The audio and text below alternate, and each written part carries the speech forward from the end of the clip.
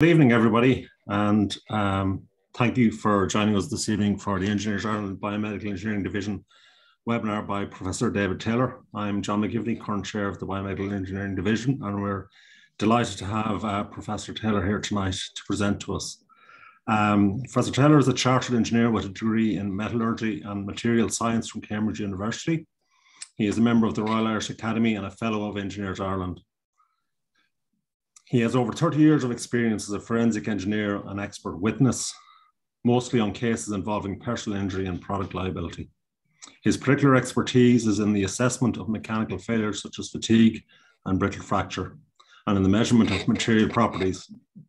He has extensive experience of failures in medical devices and hospital equipment, and we are delighted that he's here today to present us on forensic analysis of medical devices, what happens when things go wrong. Biomedical engineers, as we all know, do amazing work designing and manufacturing medical devices, but sometimes things do go wrong and patients get hurt and litigation ensues. In this talk, Professor Taylor draws on his experience of conducting forensic examinations of defective medical devices on behalf of patients. He describes the engineering and legal aspects of these cases and lessons that can be learned from them. Just to say, at the end of his presentation, we will have time for questions and answers. And the way you access that, I suppose, is through the Q&A box. If you pop your questions in there, not the chat box. So the Q&A box to the left of the chat box is where you put your questions for Professor Taylor at the end. So without further ado, I will hand over to Professor Taylor and hope you all enjoy this evening's presentation. Thank you very much, John. It's a pleasure to be here. Thank you for that excellent introduction. It's an honor and somewhat daunting to speak to a group of people who probably know a lot more about medical devices than I do, but I'll try to keep up anyway and tell you my side of the story. As John alluded to, my expertise is in materials and particularly the failure of materials. And over the years, I've done a lot of work consulting with medical companies and other companies about how to try to design medical devices so that they don't fail, but sometimes they do, and consequently, there's another string to my bow, which is to help the courts and help the legal system with forensic analysis as what's known as an expert witness. So moving on, medical devices are extremely well designed and in general, and I have the greatest respect for engineers. I'm sure there are some in the audience who are involved in the design and development and manufacture of medical devices. It's a hugely difficult job. It's a very specialized area of engineering design. You face challenges which really no other industry faces, to put things into people that are going to be there for years, have to function and not break, with very little opportunity for maintenance or inspection or anything. And generally speaking, they function very well, and they are, great, sometimes life-saving, certainly very useful devices. But of course, sometimes things go wrong, as in any industry, and then people like me get involved after the fact to try and sort out what has gone wrong and to advise various parties in a potential legal case as to how we should proceed. So I'm an engineer trying to talk to lawyers and to try to understand a little bit of the law. On the engineering side, of course, we know that products fail for various different reasons. And this is the question that the lawyers will be asking me. Did the product fail because it was badly designed? Was it badly manufactured? Or was it actually just fine, but it was used wrongly? Or did something happen along the line in maintenance and repair and other things which products experience in their lifetimes? What I come across is quite a lot of what I would call mechanical engineering failures, such as bad stress analysis. I'm sorry, I wrote stress twice there. Poor stress analysis or poor choices of materials or bad material. The picture just on the right there is of a failure of a stainless steel component in a laparoscopic forceps. It's an intergranular failure, which kind of immediately tells me that there's something wrong with the material in this case. And a batch problem with the material rather than a design problem. But anyway, you know, that's just a quick example. And then you see, I would see a lot of what I would call system failures, nothing really wrong with the engineering, but misunderstandings about what people are supposed to be doing, misunderstandings at the installation stage, which of course in our world means surgeons doing things wrongly or other hospital staff. Maintenance problems, not so much an issue with medical devices, of course, because we don't get much chance to do maintenance and inspection, but in other engineering fields that I'd be involved in, there's often a lot of difficulty around maintenance where everybody knows what maintenance should be done, but somehow it doesn't get done, you know, so these are system issues. But anyway, trying to find out whose fault it was, to put it bluntly. In legal terms, there's different types of law or types of cases that I get involved in. A lot of them would be personal injury cases where an individual has been hurt and is suing for medical costs, loss of income, etc. Would also deal with cases between companies where one company is losing money because of something given to them by another company. And then there's this area of what we call defective products, and this just needs a little bit of explanation. We all talk about products being defective, of course, in an engineering sense, but in a legal sense, there's quite a specific meaning, which is defined in this Liability for Defective Products Act, which came in 1991. And this was an act that kind of changed the landscape for quite a lot of legal cases.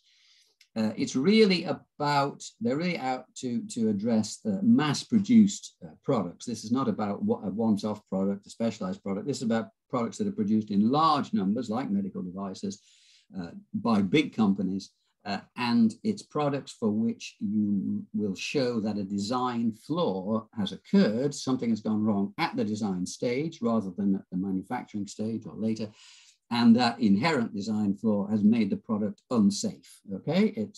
It's not about, you know, if there's something wrong with the battery of your mobile phone doesn't charge properly, well, we're sorry for you, but that's not a defective product in the act. If your mobile phone bursts into flame, then we're interested, right? It's because it's become unsafe. So a question I'm often asked by lawyers is, you know, when I'm trying to explain to them what's gone wrong with this product is, does it fall within this defective products category? And I'm going to talk mostly today about a couple of those kinds of products. In terms of my work with lawyers, I would be called an expert witness, which means that sometimes I would get up in court and give evidence. And an interesting thing about the expert witness is the lawyers say, is that he or she is a witness of opinion. So what that means is all other witnesses that are there to report on what they actually saw or heard or whatever. They can only report direct evidence. They can't talk about what we call hearsay, which you often see in these court dramas where people are stopped from giving hearsay or indeed giving their opinions. Whereas the expert witness is there specifically to provide an opinion.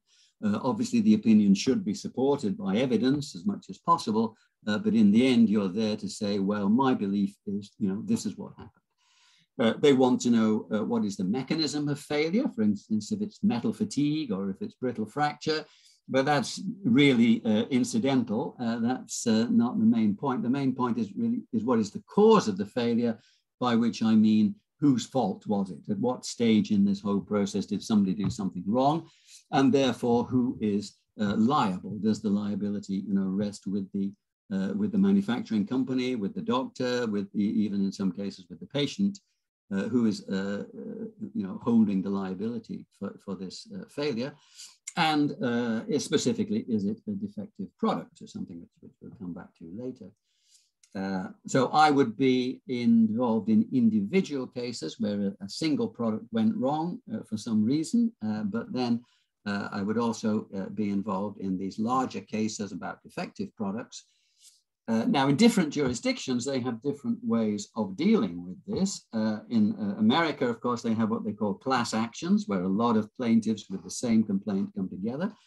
We don't do that. We do what's called case management, which is that if the courts realize that there are a lot of similar cases appearing, that the same product is is giving trouble to a lot of different people, then they'll bring the parties together and they will try and get things sorted without wasting the court's time, without repeating the same case endlessly, right? Which basically means trying to get the parties to settle out of court in some way or other, but still it doesn't always work very well. So I'm going to talk specifically about two case studies, and the first one is one that many of you may have heard of, which was certainly in the news a lot some years ago, and that's the ASR hip implants. Most of you, I'm sure, know, but if you don't know, this is a typical hip implant here on the right, which is basically a ball and socket joint. For decades, these things were made and used pretty successfully in such a way that the ball part was made of metal and connected to a long pin that went down into the femur, and the socket or cup was made of a plastic material. But this was always an issue because the plastic tended to wear away. So in the early 2000s, Dupuy developed a new type of hip implant called the ASR, which had a metal on metal concept, meaning that not only the metal ball, but also the cup were being made out of metal. So you have metal on metal instead of metal on plastic. And this was done to avoid, as I say, the creation of wear debris from the plastic components. They had, improved the plastic, the polyethylene, that had been considerably improved over the years. But still, it was seen as a major issue that bits of worn away plastic were floating around in the body and causing trouble. So Dupuy developed this hip where both sides of the bearing were a cobalt chromium alloy. And this was put into a lot of patients. Even here in Ireland, we had about 3,500 people were given these implants. And other companies, indeed, most of the other orthopedic companies developed similar metal on metal type products, slightly different designs, but the same idea. So around 2009 was when things began to go wrong. And orthopedic surgeons in the UK, Australia, and other places started coming back to the company and reporting high failure rates with these implants, pain in the patients, and loosening of the implant requiring that they be removed. And by 2011, the British Orthopaedic Association was making this statement: the percentage results are higher than anticipated early failure rate, range from 21% at 4 years, potentially rising to 35% and 49% at 6 years for this particular device. And, to put that into context, here's a survival rate plot going up to 10 years. The traditional metal on plastic ones, the kind of rule of thumb was that you were doing all right if you got 10% of failures in 10 years. And these days, it's even less than that, probably more like 5% failures in 10 years. Whereas the new, the ASR and other metal on metal implants were falling down the hill much more quickly. Now, to be fair, you're not quite comparing like with like, because one of the advantages of these metal on metal ones was going to be that you could use them in younger patients, in people who have arthritis in their 40s, even their 50s, whereas most people that were getting the older implants would be much more elderly because they knew that they weren't going to survive for such a long time if the patient was going to be active. So it is a slightly different cohort, but nevertheless, this was a very disappointing set of results, and it led to a kind of a drawing back from this product. So what actually went wrong? Well, the laboratory tests by Dupuy and other companies invariably showed very low wear rates. The actual rate of removal of material was much less than the rate of removal of the old plastic, as you might expect. The problem was not the amount of wear, but the type of wear. And it turns out that the wear was turning up as a form of very, very small particles. They were called nanoparticles, and they were typically of the order of tens of nanometers in size. And these turned out to cause new types of tissue reactions, different reactions from what the previous debris had caused. Essentially, in simple terms, because they're able to get inside cells. Because if you have a nano particles, let's say 30 nanometers in size. Typical cell is 30 microns in size. So it's this kind of scale. And it's known that little particles like this can make their way through the wall of the cell and get inside and cause havoc with the internal workings of the cell. Same thing happens in silicosis, for example, and these kind of products. So that was kind of established that this was happening. The result clinically was that bone in the region of the implant was turning soft, turning to mush. I've written here. Things called pseudotumors were turning up. Pockets filled with fluid were turning up in the soft tissue. All of this was causing pain, but the pain was really related to the fact that the metal parts were becoming loose and able to move around because of this deterioration in the bone and the tissue around the implant. Also, incidentally, we were finding elevated levels of the metal ions, the cobalt and the chromium in the blood.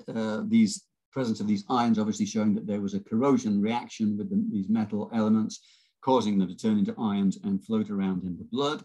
It's not clear whether that actually does any harm or not, but it has turned out to be a very good indicator because if you have a metal-on-metal hip and it's wearing and corroding, you will see these cobalt chromium ions turn up as, order of magnitudes increased levels in the blood.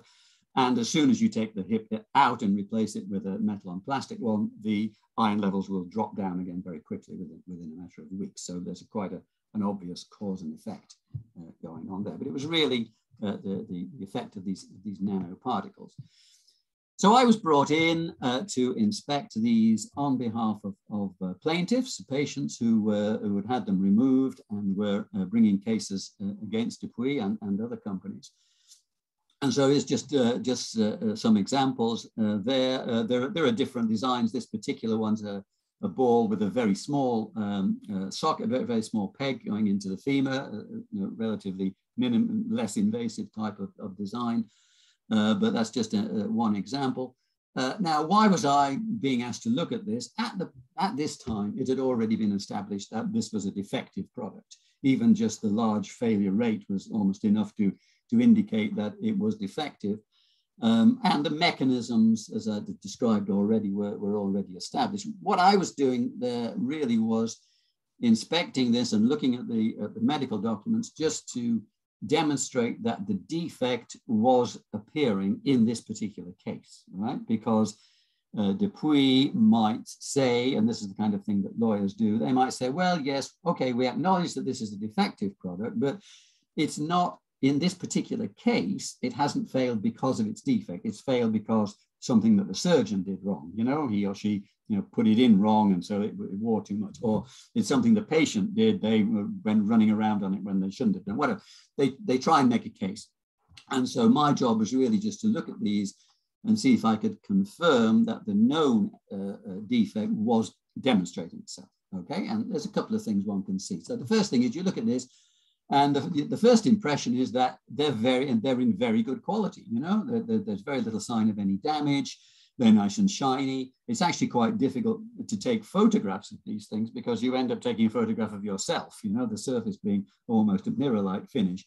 But you can maybe see something there. And if I go on to the next slide, at higher magnification, you can see a lot of scratches, okay? So these are scratches indicating that wear is occurring against very, very small amount of wear. But if you calculate for one of those scratches, which is roughly a micron across, you calculate how many nano-sized particles you can generate from that. Well, it's huge, right?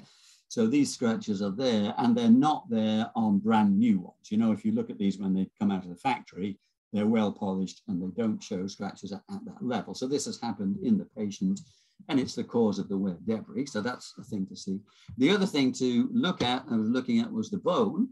And sometimes one would see that the bone that was attached to the implant was very soft and more like rubber than bone, frankly, showing that it had undergone this tissue reaction. Sometimes, as in this case, you would see some amount of bone ingrowth into that porous surface, which is there deliberately to encourage bone to grow into the metal. But you can see a lot of the metal is visible, right? So there was relatively little bone ingrowth, and in some cases, absolutely none at all. So this was, again, showing that these tissue reactions had kicked off at quite an early stage, and the implant had never really settled properly. It had never really integrated into the surrounding bone.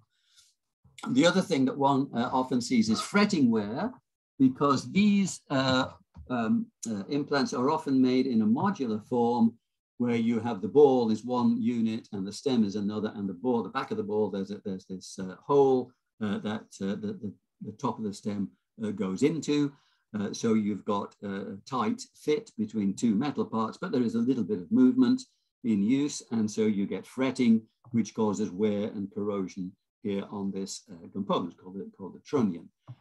So that was also useful to see. This just an example to say it wasn't all Dupuy. This was another similar device. This is a striker one called the Accolade. Again, it's a modular one where the stem fits into the ball into a trunnion, and you can see again wear and signs of corrosion here. This, interestingly enough, one side of this, the head side, is a cobalt chrome alloy, but the stem side was a titanium alloy, one of these so-called beta titanium alloys that have been specially developed for orthopedic applications. You can see corrosion and wear. We scraped some of the wear debris off the surface and put it into the scanning electron microscope. So here you're seeing some of these wear particles, excuse me, sizes ranging from 100 microns or so down. And there are, in fact, in this case, we could show that there were two distinctly different particles. They've got slightly different colors to them. The brighter one here turns out to contain titanium and molybdenum and chromium in the form of oxides. The slightly grayer one turns out to be cobalt and chromium. So that's obviously coming from the corrosion of the cobalt. So we were saying basically that, you know, you're getting corrosion and wear on both metals in this case.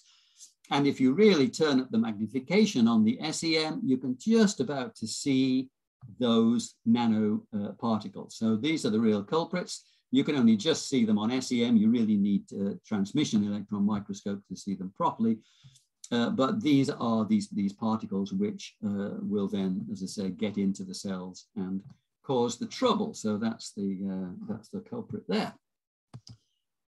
So, you know, what went wrong? I was asked by the legal people to, you know, think about the design process that Dupuy had used here. And my conclusions, and I'm on the record for this, saying that it was a very good design process if they'd been designing a washing machine, or I don't know, a crankshaft for a car, or some purely mechanical component. But they really did nothing in the design process to address the fact that this was going to be put into a living human being. They relied on these, you know, 510Ks, where you can say, well, the biocompatibility of these materials, cobalt chrome, for example, is well established. So we don't need to do biocompatibility tests. We don't need to worry about what happens to the cells. We don't need to do animal trials, et cetera, et cetera. This, despite the fact that it was already known when these things were brought out, that metal wear debris does kill cells. People have done simple experiments in the lab where they'd rubbed these metals together, they generated the debris, they'd exposed cells to it, and the cells had died, you know? And funnily enough, some of the people who published that work were also working with Dupuy on their design team. So I'll say no more about that, but I'm not saying anything I haven't said before. In fact, the Irish Times actually had an article and made a video of me saying all these things. So I'm on the record in all those statements. So what to do next? Well, these metal-on-metal implants are now, of course, all suspect. Not many orthopedic surgeons want to go near them. So their use has been more or less stopped, though there are a few still going. For example, Andy Murray, the tennis player, has one of these, what's called a Birmingham hip. The Birmingham hip, you know, turned out to be one of the better ones, and is still, I guess, the best option if you're somebody like him, which is relatively young, very active, the kind of person who a metal on plastic hip is just not going to last 5 minutes in you anyway. So these probably have the best failure, you know, potential longevity, but even so, they're not going to last forever.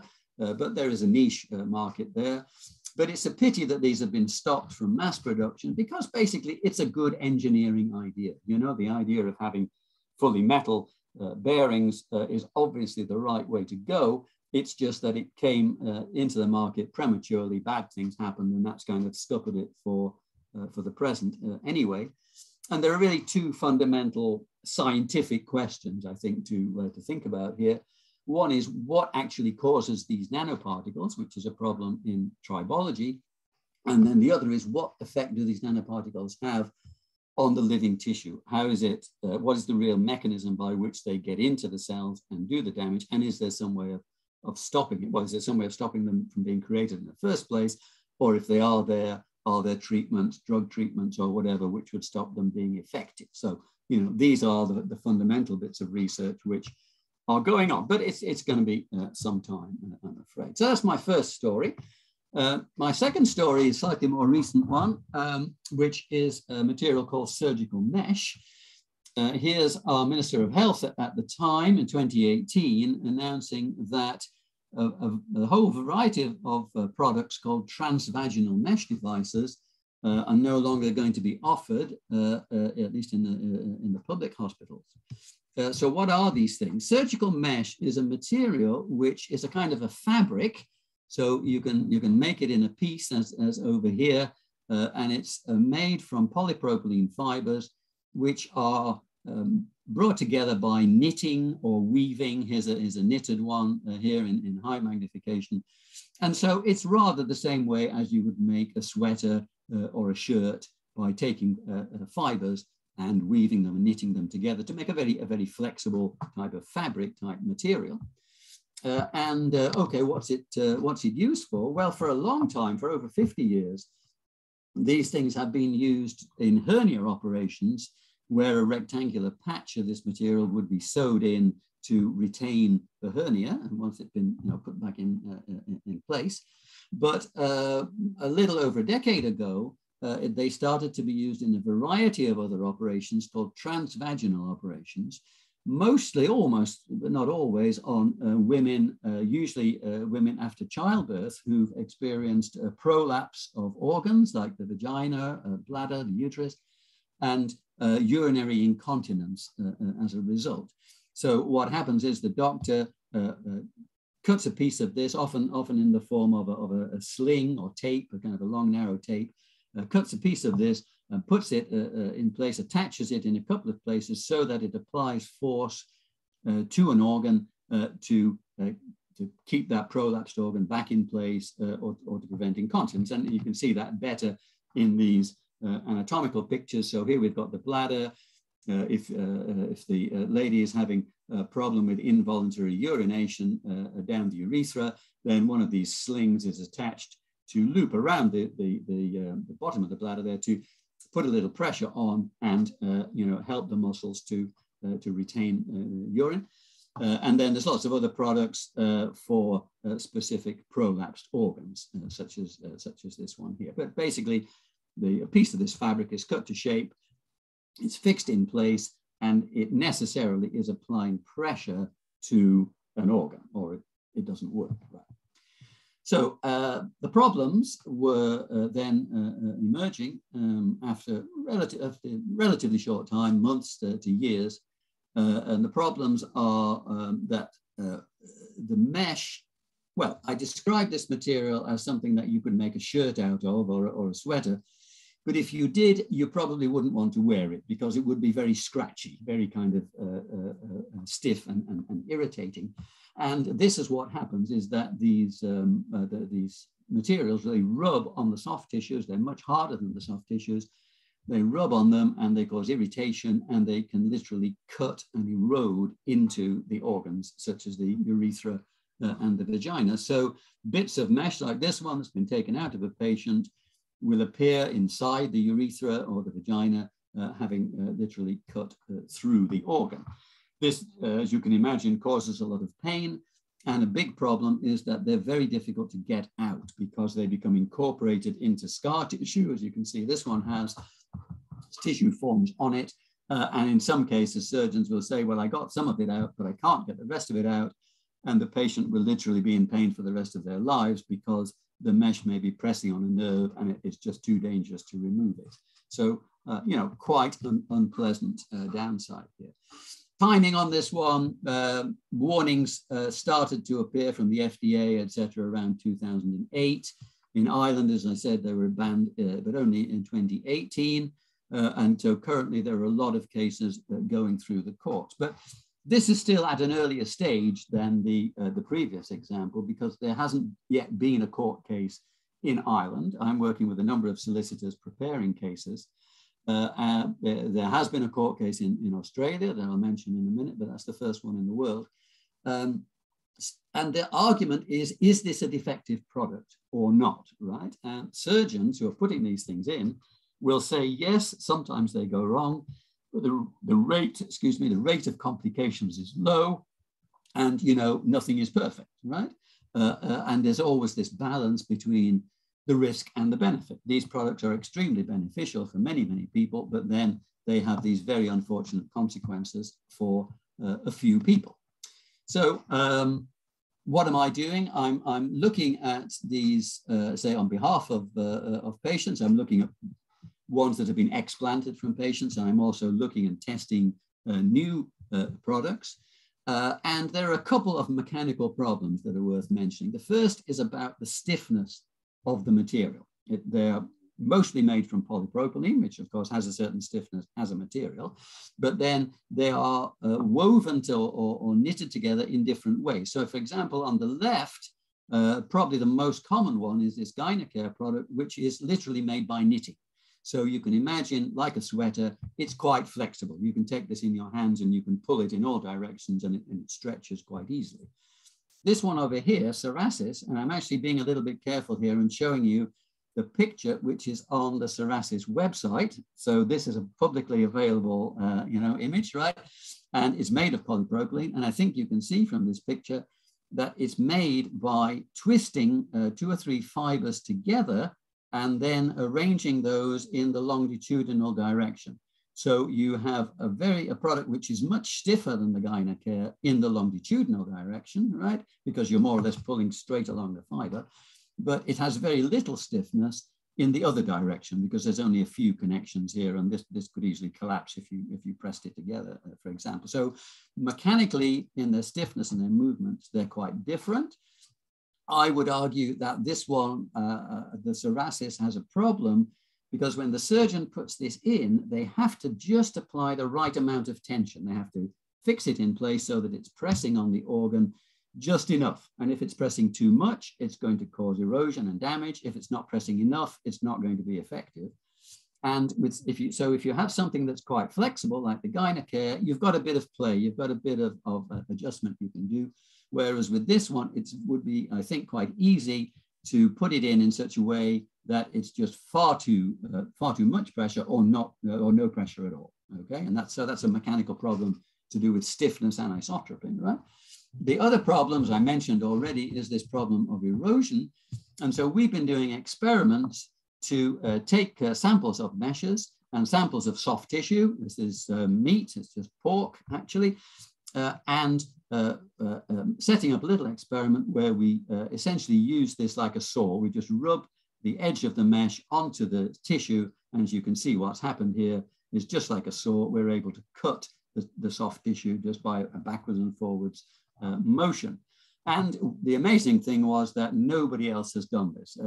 We've published a few papers on this now, and there are no other publications. If anybody in a company has done it, they certainly haven't reported it in the open literature. And this is a really easy experiment to do. To explain to you how easy it is, I set up this experiment first. We had a visiting transition year student in the lab for a fortnight. She and I set up a simple piece of equipment to demonstrate this and take some preliminary measurements. And, you know, that's how easy it is, right? And so after that, we went on and so I don't have a picture right here. After that, we went on, we designed a rather nicer little machine to do it more accurately. But really, it's a very simple piece of kit and a very cheap experiment to do. So there's really no excuse for not doing it. And it generates some very interesting comparisons. This is from one of our publications where we're comparing several different products, but I just draw attention to the bottom two.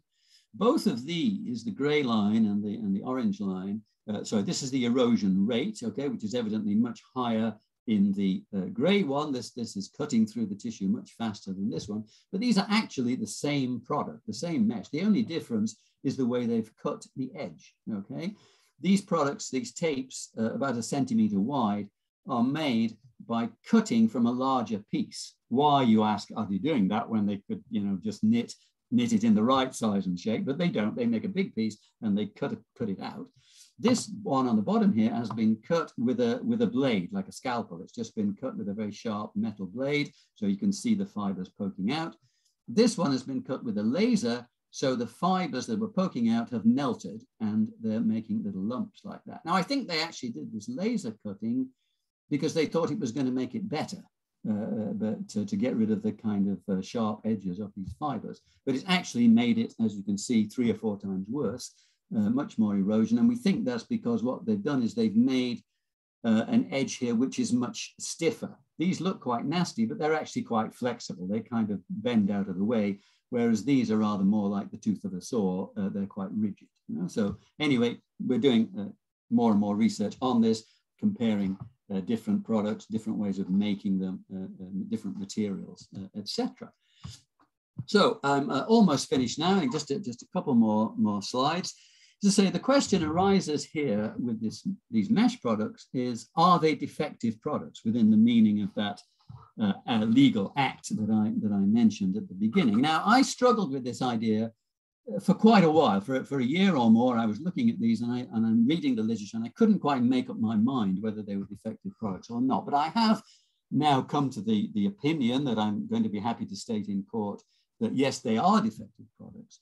And I was somewhat gratified because recently there was a case held in Australia over the last year or so, and they have also agreed now that these are defective products.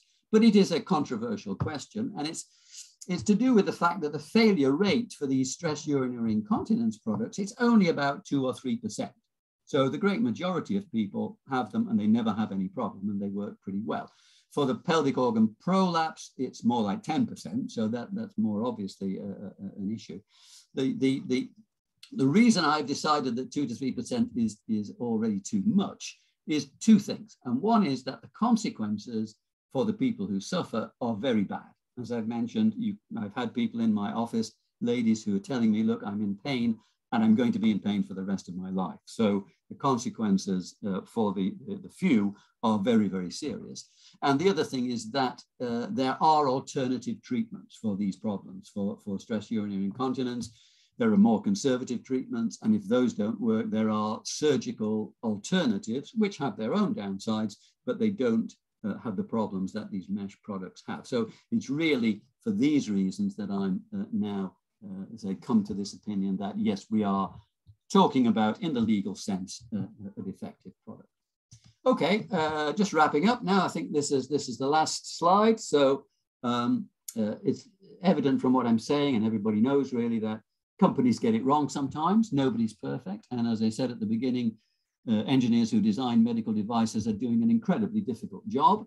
So despite a lot of regulation in the industry, things do go wrong. It's difficult to design these products, and there is pressure to bring a new product to the market. I'm hearing this all the time from engineers who work in these companies that, you know, the marketing people want this product down the line. The deadlines are set for a new product, and it's difficult to step back from that. It's not all the companies, of course. Surgeons operate badly. They operate without the necessary training and skill. They make mistakes.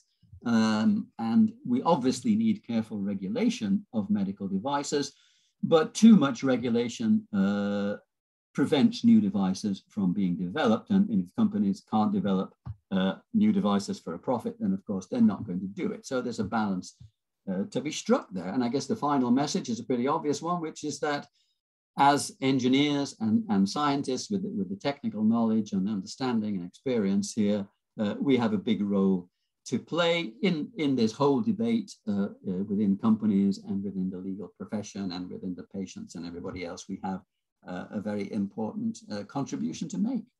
So that's all I had to say. Thank you very much. And I'm certainly very happy to take any questions. Thank you very much, Professor Taylor. That was fascinating, and certainly a really good insight, I think, into the types of analysis that are not necessarily always done or given enough time to, in considering the potential failures that could arise through, as you said, engineering design, manufacturing, but also potentially misuse of devices, and the manufacturer is obviously responsible to assess potential failure from all of those sources. So I think we're just starting to see a few questions pop in here. So I'll start getting to those in a moment. Just a reminder to everybody, if you could put your question in the Q&A box. We'll check both, but it's just much easier for us to see those and make sure we don't miss one. But actually, I'm going to start with a question of my own, if it's okay first. So, I think, from the legal perspective, there's obviously an intent to try and find persons or organizations who bear the responsibility for these unsafe products getting onto the market. Have you or do you see often, without breaching any confidentiality, obviously, where the regulators or the notified bodies are considered as having responsibility to bear on that? So, certainly just going off of memory on the PIP breast implant investigations, as I remember, the notified body involved, TUV Rhineland, was certainly investigated in terms of their responsibility, their contribution. There's engineers and there's scientists working in those organizations as well, and their responsibilities to assess what the manufacturers are providing them. So do you see that come up as a question a lot?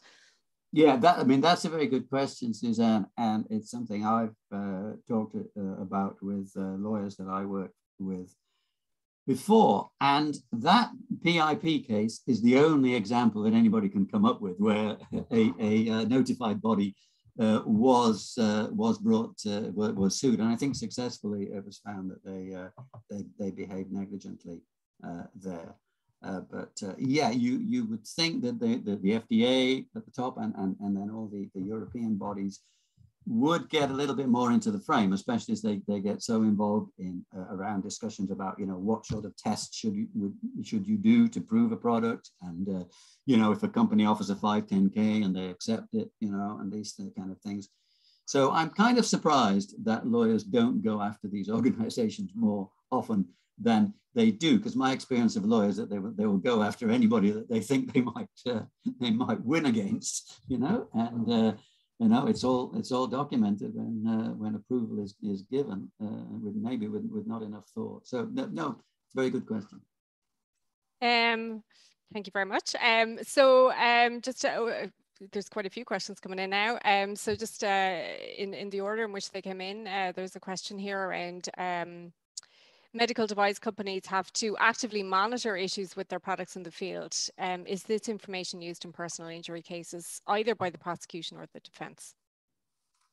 Yes, I mean, when we're preparing for trial, and of course, I would be working on both sides. It happens with most of these medical devices. I tend to be working on the side of the plaintiffs. But for other kinds of engineering components and other things, I'm often working for the company instead. And of course, this comes up, that discovery, as they call it, the legal process, whereby the lawyers on one side ask for documents from the other side, and then they will say, yes, well, you have to show us all the evidence about your in-house experiments, your lab tests, and clinical trials and animal trials, and anything that you've done to prove this product, or if obviously they're looking for evidence that maybe a clinical trial was done that demonstrated a bad result or whatever.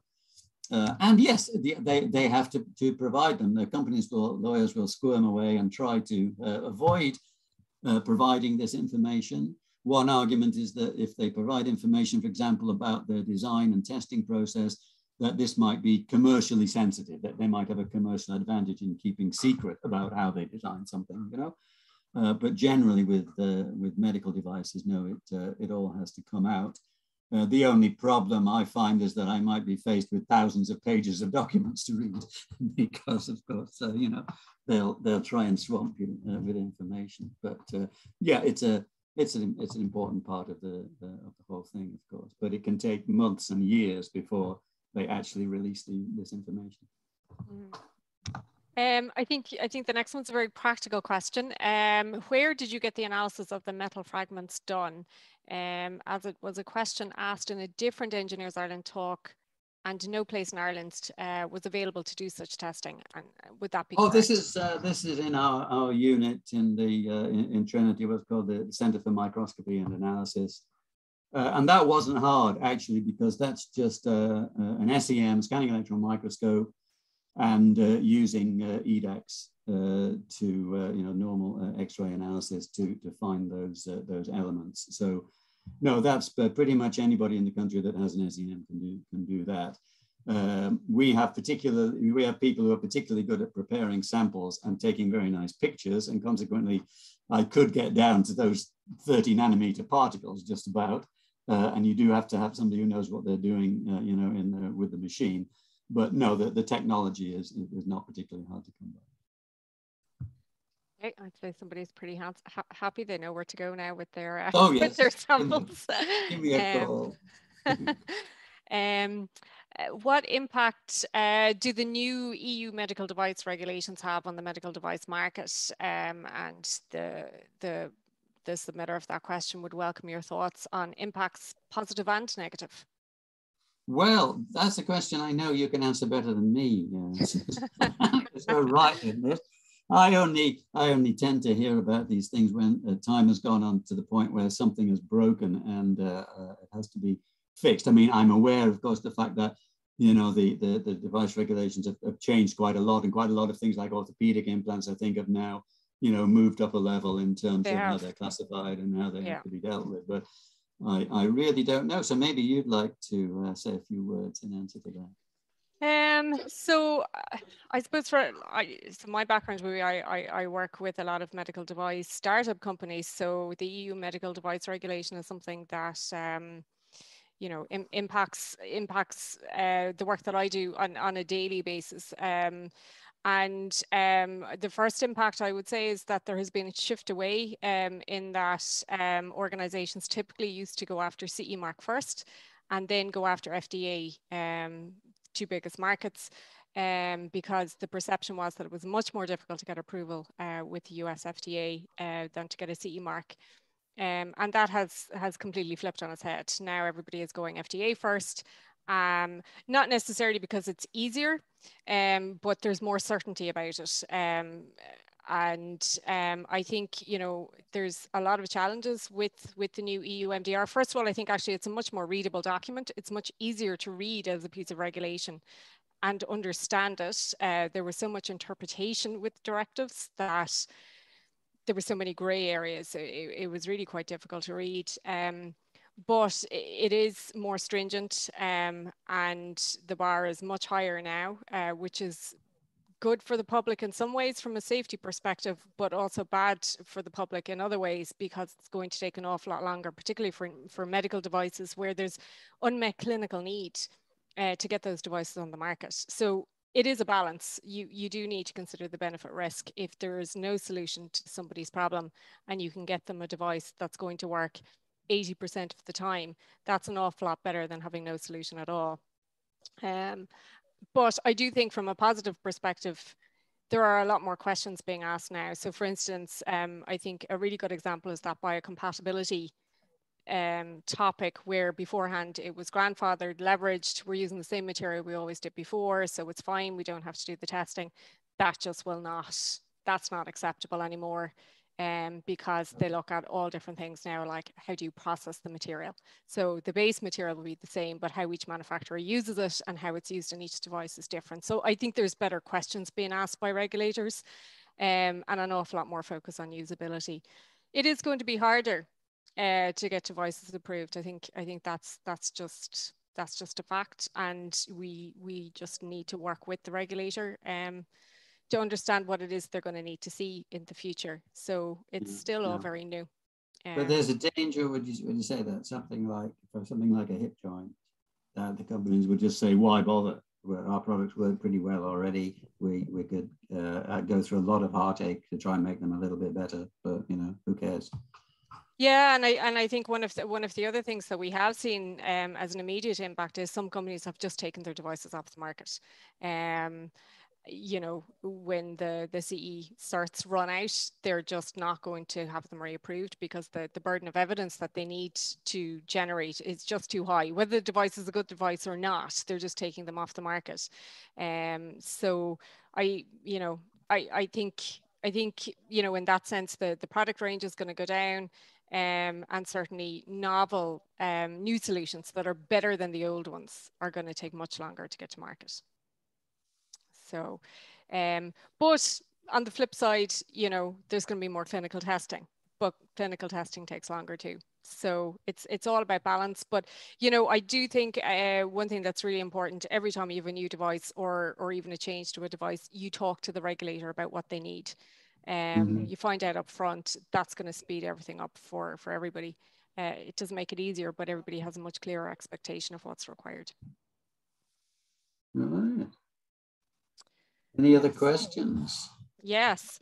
So next one. Thank you, David, for the great talk. Normally, this is a biocompatibility one. Normally, biomedical devices pass extensive biocompatibility tests. Do the results of your investigations make any modification in the ISO standards? No, not something I've really got involved in is standards, which of course are very important, and just trying to this just came up recently with another. It did come up with another device I was doing that someone kind of picked up on it and felt that they should develop a standard, but it's not something I can talk about actually at the moment. Yeah, occasionally, I guess other people realize that there's a sufficiently big need here that there's something that a lot of people are doing and nobody knows how to do it, to the extent that it's worth talking about an official standard. But of course, it's then a huge process to go through to try and get a new standard approved. And no, not something I get involved in.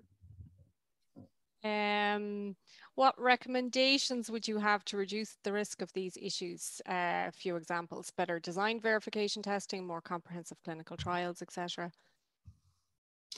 Oh, it's very difficult. Yeah, and problems come at all stages. But as I said, I mentioned the talk. The thing that I'm hearing quite often is this kind of disconnect between the engineers and scientists in the company and the people who are responsible for marketing and sales and the management, if you like, and of course sometimes those relationships are excellent, but you do get a sense of pressure being brought to bear on the engineers of a product to be developed quickly once the marketing people have got a smell of it, and then it's very hard if you're the engineer and you see something you're a bit concerned about to say, well, hang on a minute, we have to go back and spend another 6 months doing some more tests because I'm a little bit worried about this. Obviously, there's a tendency to say, oh, forget about it. We're going. It's too late now. We're getting on with it.